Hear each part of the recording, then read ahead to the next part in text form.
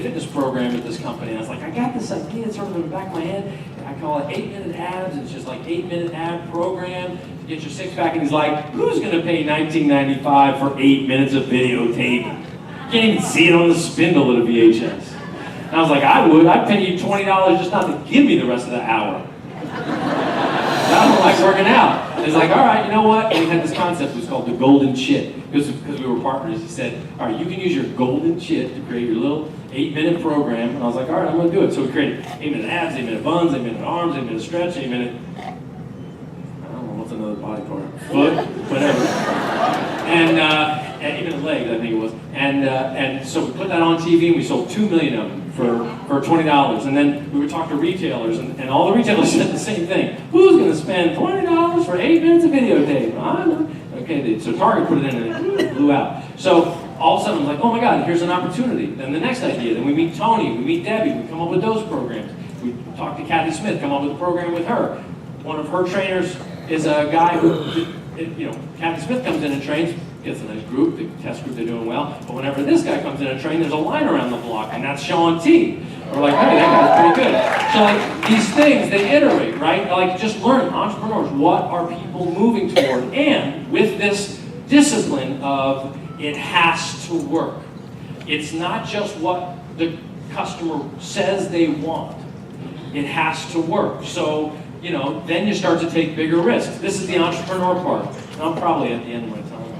Okay. So I could go on all day, man. I could just hang out and I'm excited about it. So the entrepreneur part then is the willingness to take big leaps, big steps. And I think that's one of the things that distinguishes me.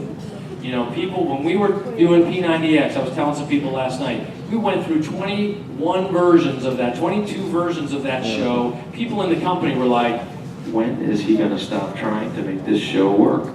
And literally, they were talking behind my back and everything, and I was just like, I had faith in it. We saw results that were getting better and better, and then sure enough, that thing just took off in 2007. When I proposed the idea of a meal replacement shake that would cost around $4 a serving, but would finally keep the promise of being like the healthiest thing that you could put in a powder, the company was like, nobody cares about that. They just want to lose weight. Give them something that costs $29.95 or $39.95. That'll be the thing that sells. I was like, no, I don't want to drink that. I'm totally fine with my protein. I don't need another shake that I can get at retail. I need something that's going to feed me what I don't get from my diet, because I eat like a second grader. So I need my vitamins, my minerals, my vegetables, my adaptogens, my enzymes, my probiotics, my prebiotics, my protein, my fiber, all in one shake that I can get in one dose, and it's got to taste good, and it's going to cost over $100. I'm sorry, but people will want it because I know I want it. That was a leap that we took, and there were people throughout the organization that said, that's never going to work.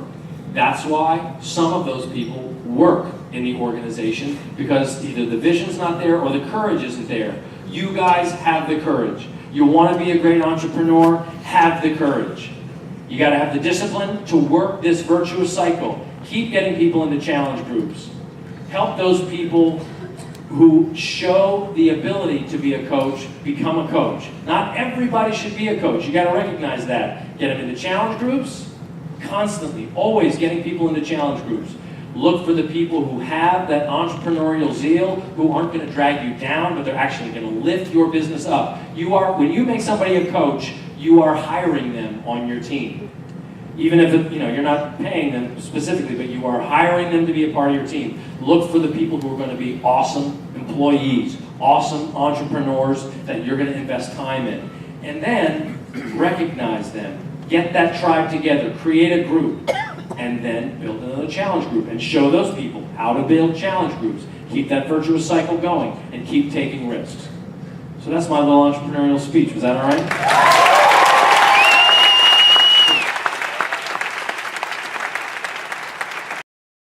Team. The one thing that I've learned when I was growing up, like I'm a total loner, okay, and I still am pretty much.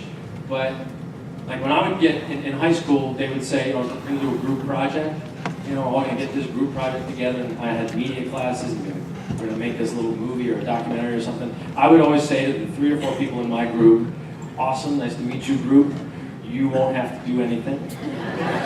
I'm going to do this, and I'll show you how it turns out. Like, I just wanted to get it done. I didn't want to have to negotiate and debate the best way to do it. I just wanted to do it. Like, I just couldn't deal with all the input.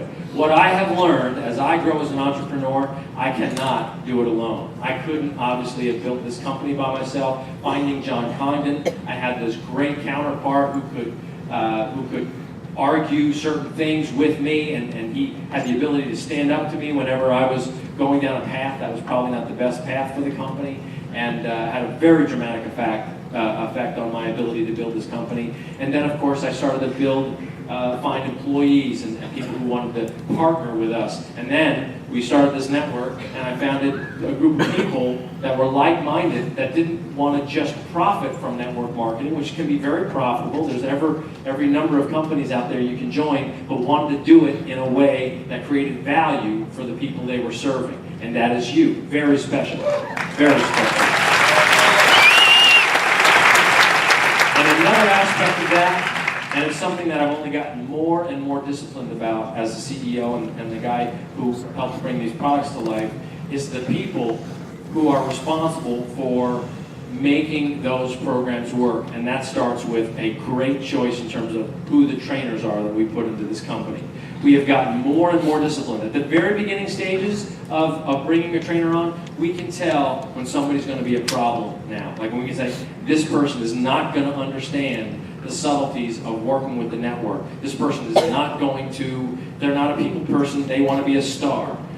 We are the anti-star company. We have stars, that's for sure. You can't debate that Sean and Tony and Autumn and Shalene and all of them aren't stars in their own right.